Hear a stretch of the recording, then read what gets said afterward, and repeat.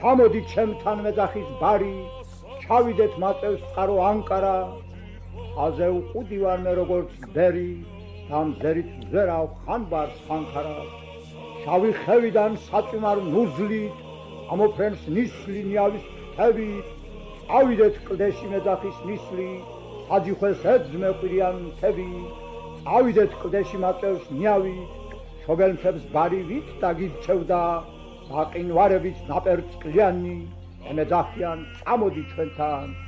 ის თხემზე ვდგავარ მარტოკა კაცი, არიცის გულმა რომელ ხმას მიყვეს, რენდო ამ ბილიქს баришкен კეცილს, თუ საჯიხვესი მივეგოჯიხვეს. Он вынужден был вернуться в родной Орхоты и заняться земледелием. В то время он уже издал первый сборник своих стихов о Рогвяне, который под солнцем сталинской конституции тотчас же запустила в печать литературная критика, одобряя поэтически описанные электрические лампочки в Хевсурской лачуге, тематика состязания между машиной и лошадью и советских пограничников. Дальше этого они ничего не увидели. Мивал საზღვარზე ავის სიტყვით შენარხევ სულით, ვანანებ ვინაც ჩემი ქვეყნის მზეს ერქინება, მეთქენ განახებთ, როგორ ხმარობს მახვილს ხევსური და როგორ მღერის, როცა მოსულ მტერს ერკინება, მომეცით ხმალი თავს ვანებებ ლექსთა მოყოლას,